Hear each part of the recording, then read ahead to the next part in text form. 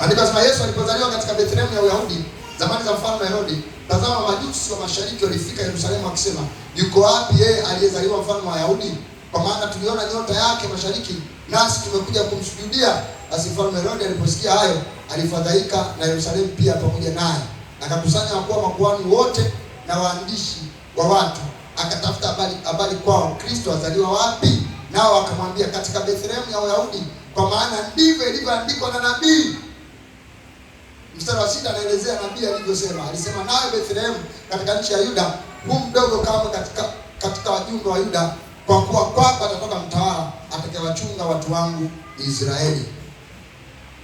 Bwana Yesu asifiwe sana. Kitabu cha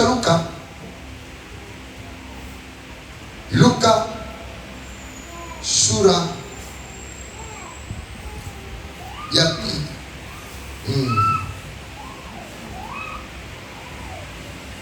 Luka 2:1.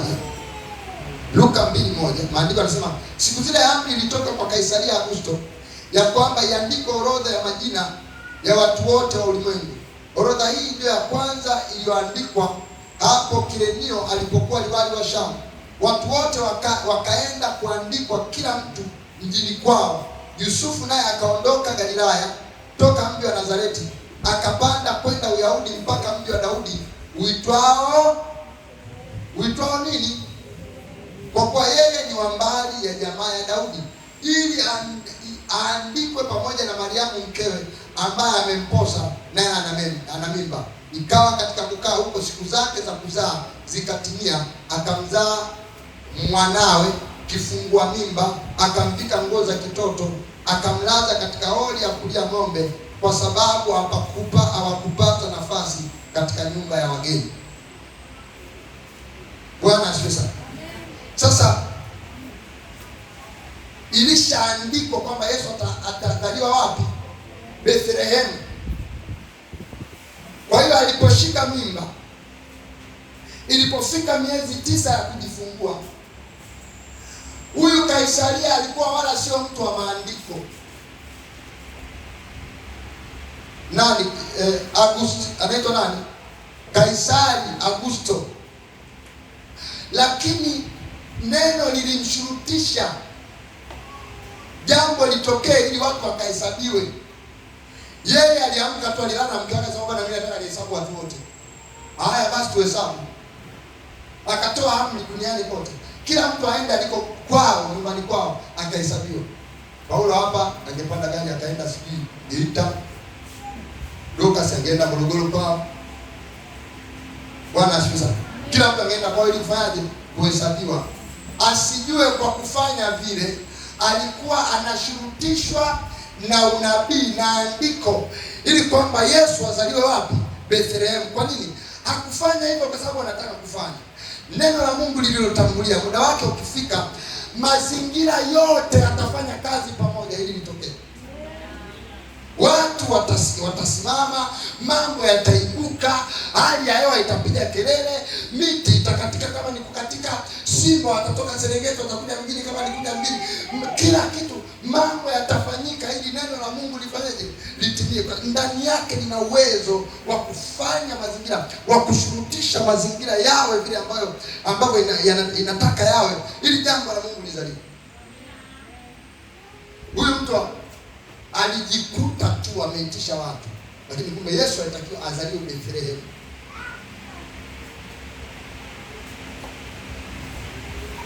Bwana Yesu asifiwe sana. Lina uwezo.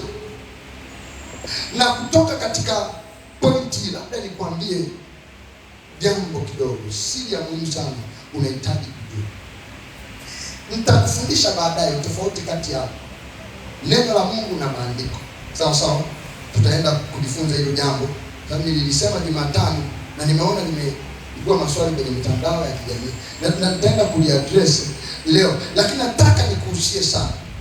Hiki kitabu kimebeba maandiko, sawa sawa, ambayo mtu atakapokuwa na mazoea ya kusoma na kutafakari, atajua sheria ya Mungu, atajua maagizo ya Mungu, atajua mahusia ya Mungu.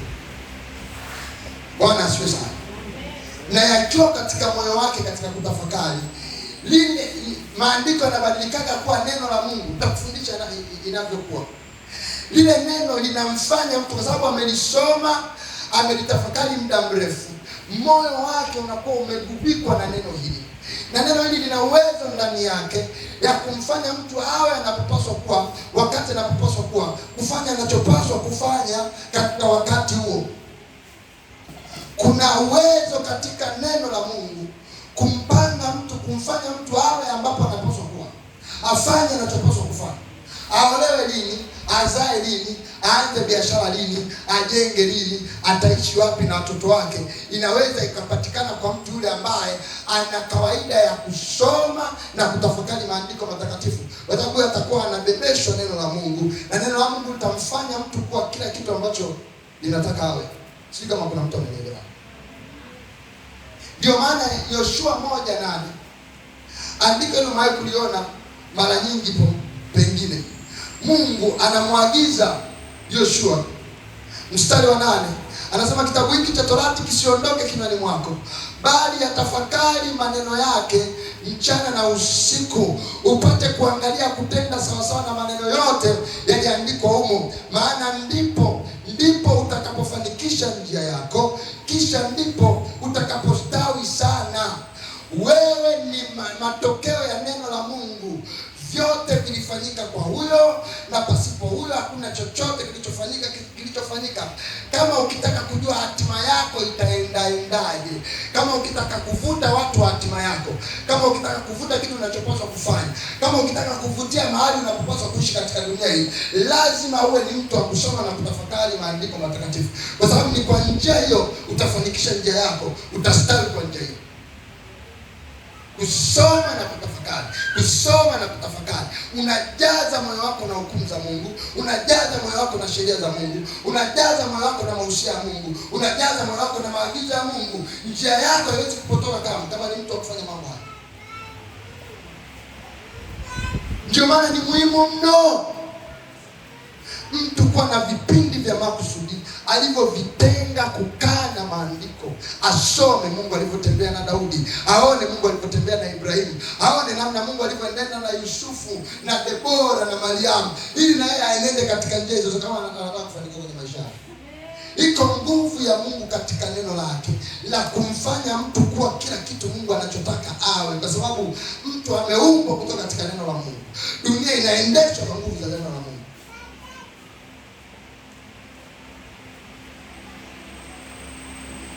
Bwana Yesu asifiwe sana.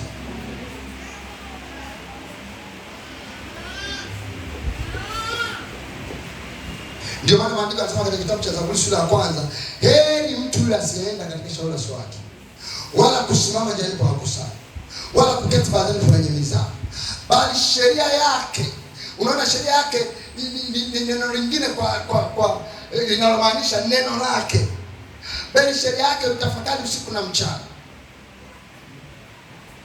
Sheria yake ndio impendezayo, na sheria yake utafakari usiku na mchana. Mtu huyo atakuwa kama mti uliopandwa kando ya vijito vya maji, ambao unazaa matunda yake kwa wakati, jani lake pia halinyauki, na kila alitendalo linafanyaje?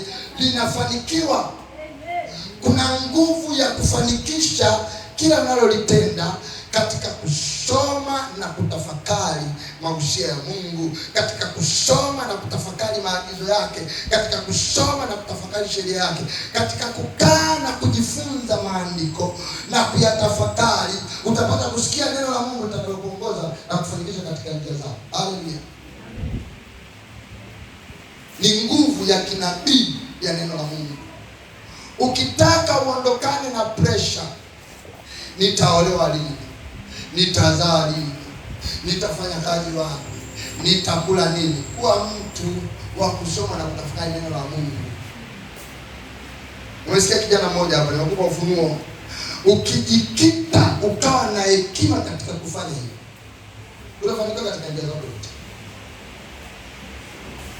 Ni jambo ambalo sio la mchezo kabisa.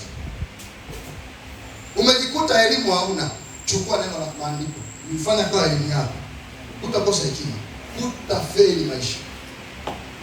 Kama ukilifanya Kama Daudi alikuwa anaamka usiku, wewe usiamke usiku, maana jitahidi kila siku, tenga muda wa kukaa na kusoma na kutafakari maandiko matakatifu.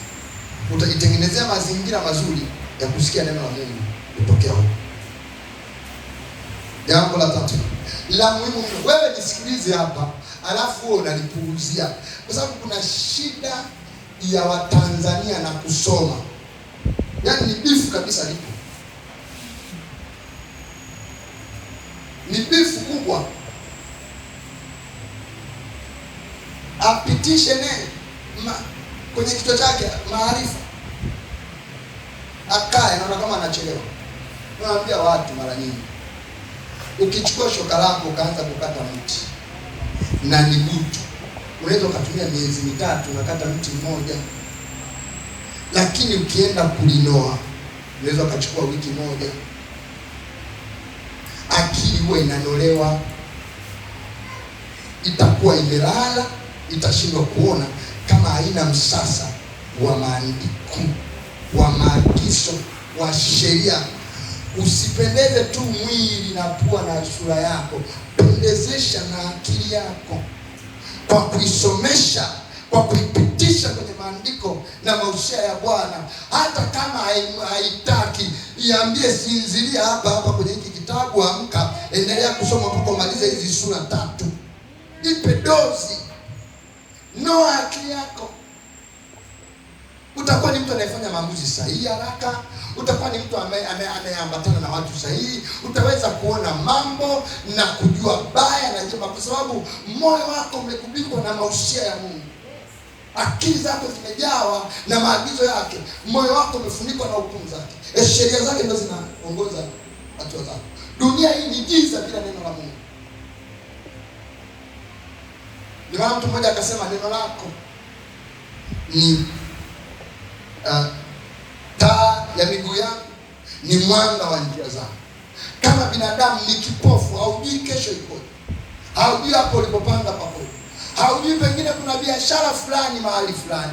Kuna watu kwa kuhama tu eneo fulani kwenda eneo fulani, maisha yake yote yamebadilika. Kuna watu kwa kuandamana tu na mtu fulani, maisha yake yote yamebadilika, lakini ameishi katika. Kuna watu kwa kuja tu kanisani leo amepona ugonjwa uliomtesa miaka mingi,